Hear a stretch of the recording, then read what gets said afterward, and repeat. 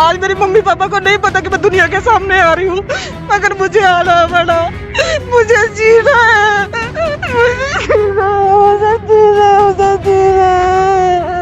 मेरे को बख्श दो। मेरे लिए इतने कंडे पैदा मत करो कि मैं कुछ कर लूं, मेरा बच्चा अनाथ हो जाएगा। मैं थक चुकी हूँ ये लड़ाई लड़ लड़ के, मेरा कसूर नहीं है।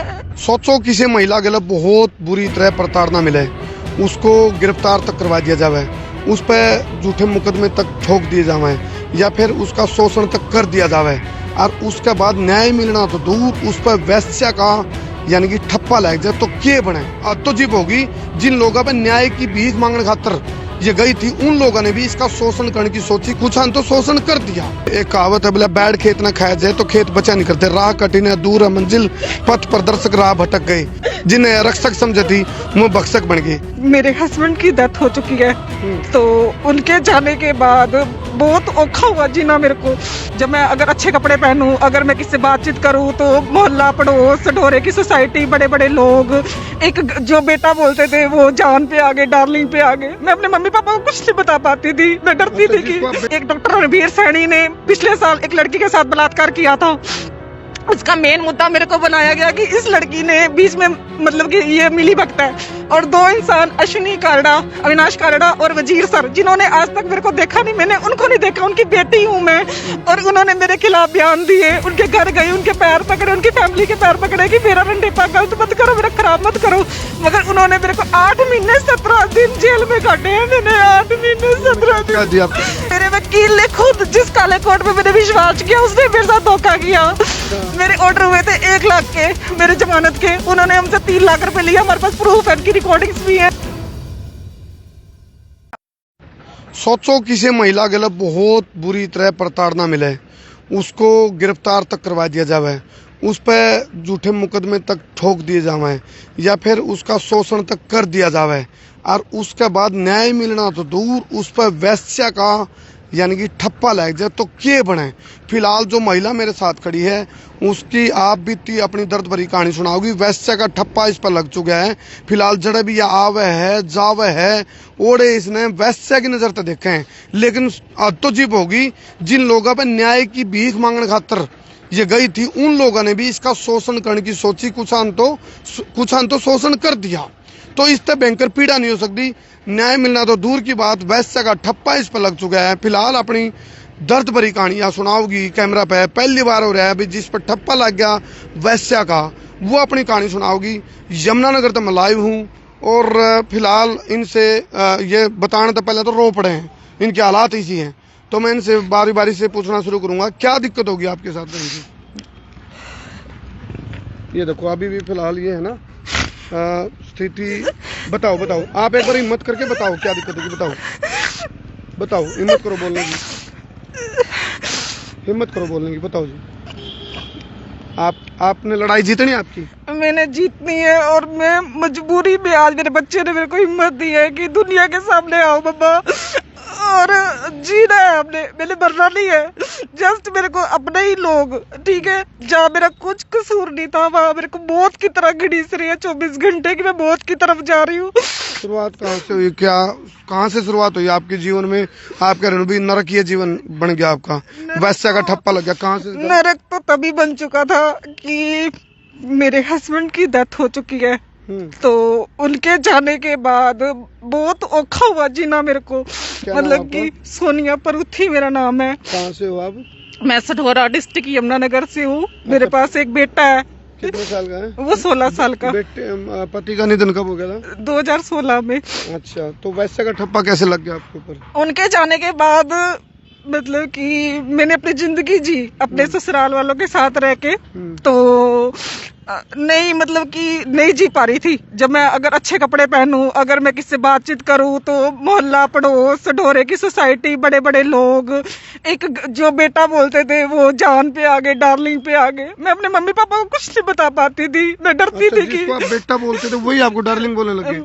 जिसको अंकल बोलूं वो भी डार्लिंग। देखो आप सुनते रहो, जिसको ये बेटा बोल रहे हैं वो भी इनको डार्लिंग बोलता है, जिनको ये अंकल बोल रही हैं वो भी इसको डार्लिंग, यानी कि मतलब कुदृष्टि। मैंने अपने पापा मम्मी को कभी नहीं बताया आपने कि मेरे साथ क्या हो रहा है। पिछले 10 साल से मैं क्यों घुट रही हूँ पापा, मेरे ऊपर क्यों केस हुए। आज मैं मजबूरी में आई हूँ पापा, मैं नहीं जी पा रही थी बिल्कुल भी। तो आपके पापा को जो बात बतानी हो, जो आपके अंदर भड़ास भरी पड़ी है ना, जो दर्द दुख भरा पड़ा है, कहते ना दुख किसी को बताने से हल्का हो जाता है।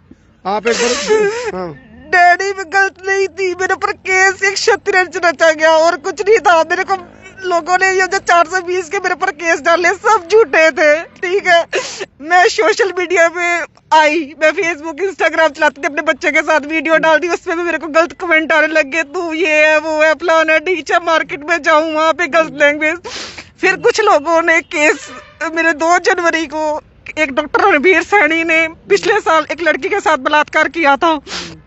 उसका मेन मुद्दा मेरे को बनाया गया कि इस लड़की ने बीच में मतलब कि ये मिली भगत है, और 2 इंसान अश्विनी कारडा, अविनाश कारडा और वजीर सर, जिन्होंने आज तक मेरे को देखा नहीं, मैंने उनको नहीं देखा, उनकी बेटी हूं मैं, और उन्होंने मेरे खिलाफ बयान दिए। उनके घर गई, उनके पैर पकड़े, उनकी फैमिली के पैर पकड़े कि मेरा रंडेपा गलत मत करो, मेरा खराब मत करो। मगर उन्होंने मेरे को 8 महीने 17 दिन जेल में काटे हैं। मैंने 8 महीने 17 दिन कि ये इसने गेम मतलब कि डॉक्टर के साथ जो भी गलत हुआ है, ये लड़की का पूरा हाथ है, मतलब ब्लैकमेलिंग। हाँ, ब्लैकमेलिंग का।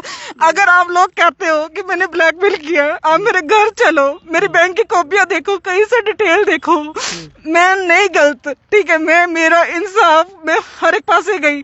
2 जनवरी को केस हुआ, 29 मार्च को मेरे को अरेस्ट किया गया। 3 महीने मैंने धक्के खाए दुनिया के। मैंने हर एक से हेल्प मांगी, हर एक के द्वार भटके के कि हाँ सोशल मीडिया में जहाँ जहाँ मुझे जाना चाहिए था वहां गई। मेरी किसने नहीं सुनवाई की, बिल्कुल भी नहीं सुनवाई हुई। सड़कों पे मैंने अपना जीवन व्यतीत किया। जम्मू से आई मैं और वहां पे बेहोश हुई, मेरे को हॉस्पिटल एडमिट करवाया गया। मैं एक लवारिस की तरह मैंने 3 महीने काटे। मेरे बच्चे की पढ़ाई छूट गई, मेरे बच्चे का एक्सीडेंट हुआ, वो कल्ला अपनी जिंदगी हैंडल करता रहा। मगर एक बार बताओ ना, कहाँ मैं गलत थी? अगर मैं अपने बच्चे के साथ अपनी जिंदगी सही सही जी रही थी तो मैं कहाँ गलत थी? मेरे ऊपर झूठे केस क्यों डाले गए? क्यों मेरे को एक वैश्य का नाम दिया गया? आज मैं सढौरा में निकलती हूँ तो लोगों की नजरें मुझसे एक ही सवाल पूछती है कि वही लड़की है, मैं तुम्हारे हाथों में पली बड़ी हूँ, वही मेरी पढ़ाई हुई है, वही मेरी शादी हुई है। मैं किसी को कोई जवाब नहीं दे पाती, बिल्कुल भी नहीं। और जस्ट मेरा अब एक ही है, मेरे पापा सुबह बोलते हैं मुझे, मेरे बच्चे हमें पैसा नहीं चाहिए, क्योंकि मेरे वकील ने खुद जिस काले कोर्ट में मैंने विश्वास किया उसने मेरे साथ धोखा किया।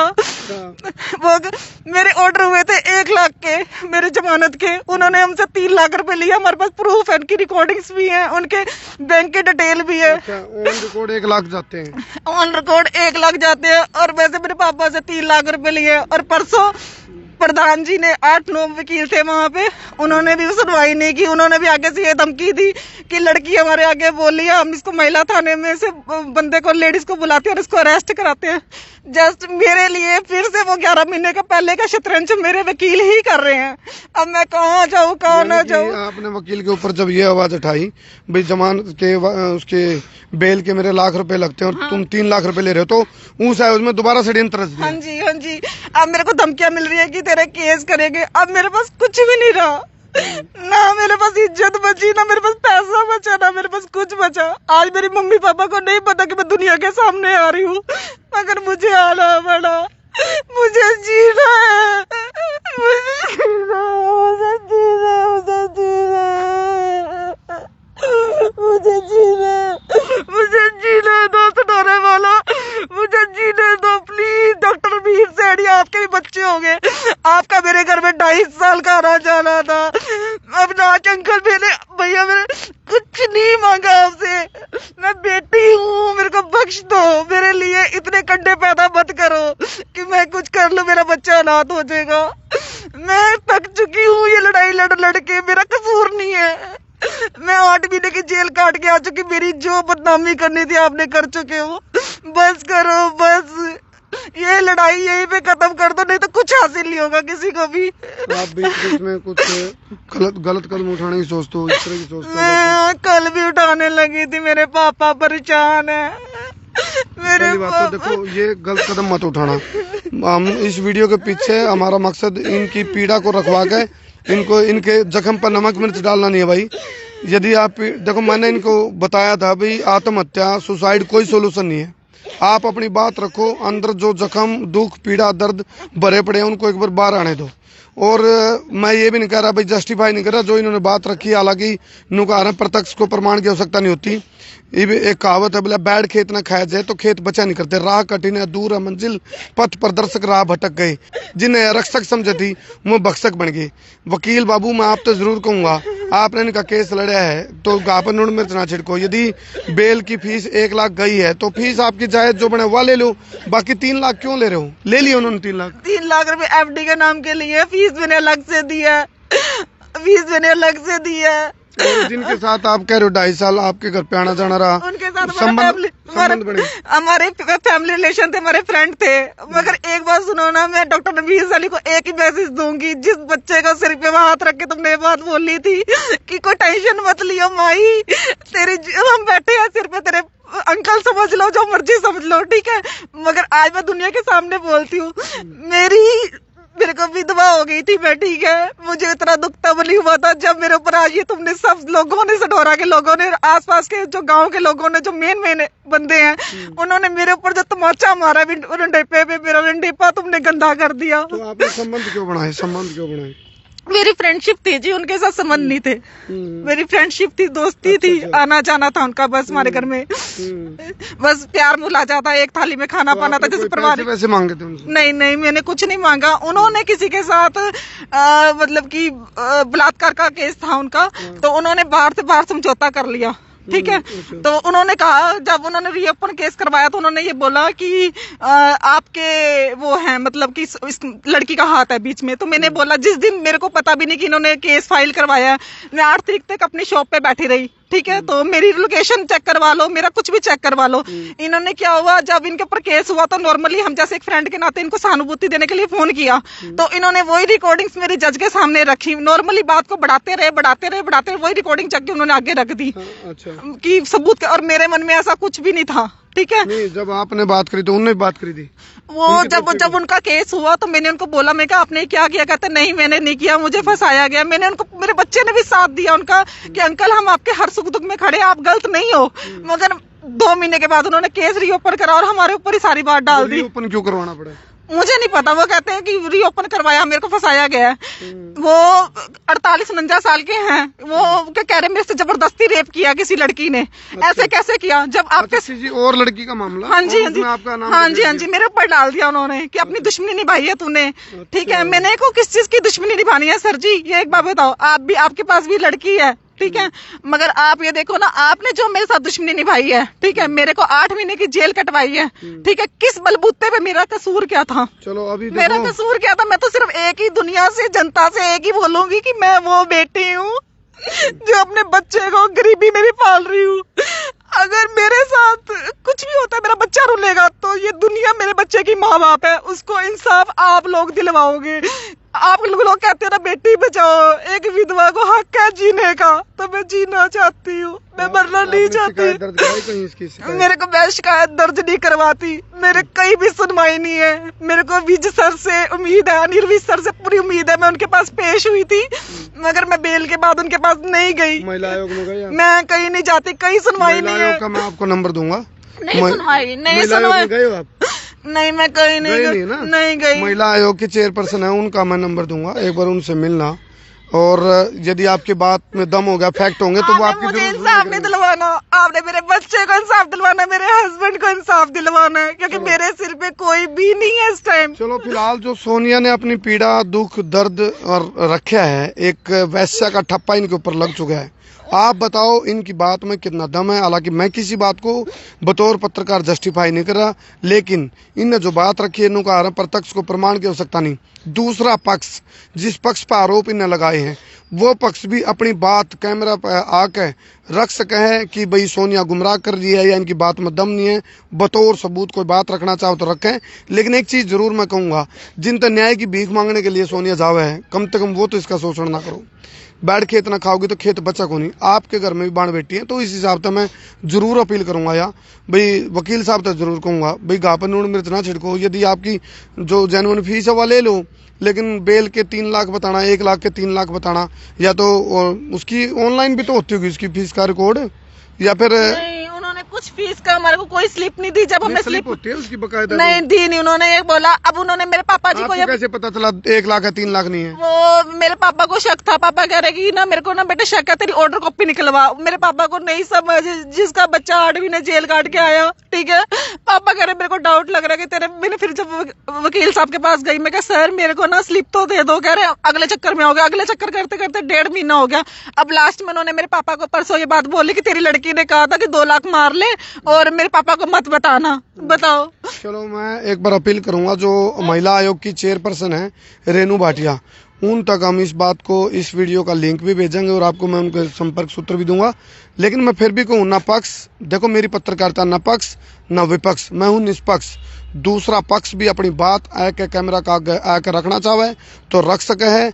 लेकिन सोनिया की पीड़न देख के एक बात जरूर कहूंगा, भले मरता क्या नहीं करता, बहुत दुखी हो गया, आहत हो गया। जिस पे वैसा का ठप्पा लग लिया, बाप की नजर में गिर ली, बेटे की नजर में गिर ली, या जिन पर न्याय की भीख मांगी उनने इसका मिसयूज करा, तब जाके आखिरी रास्ता मरण से पहले इन्हें रास्ता अपनाया मीडिया का। के बाद भी अपने बच्चे के साथ हंसती मुस्कुराती एक लड़की बन के रह रही थी अपने माँ बाप के पास। मेरे जीवन में अब उन्होंने कुछ नहीं छोड़ा, ना मैं अपने बच्चे से नजरें मिला सकती हूँ। जो मेरे ऊपर इल्जाम लगे झूठे हैं, ठीक है। आप लोग ये कहते हो ना कि सोनिया ऐसा पहरावा पहनती है, मैं इन चिट्टे कपड़े का लिबास पहन लूंगी। मेरे को बख्श दो, बस मुझे बख्श दो। मेरे अल्ले बल्ले कुछ नहीं रहा, अब बर्बाद हूँ मैं। मेरे बच्चे की पढ़ाई छूट चुकी है, वो बेचारा एक टेंशन में रहता है कि मेरी मम्मी के ऊपर दोबारा केस ना हो जाए, मेरी मम्मा के ऊपर दोबारा केस ना हो जाए। प्लीज मेरी रिक्वेस्ट है, और आप इंडिया है, पंजाब है, हरियाणा है, आप मेरे सब भाई बहन हो, मेरे मम्मी पापा हो, मेरा इंसाफ आप करोगे, जनता करेगी मेरा इंसाफ, और कोई नहीं करेगा।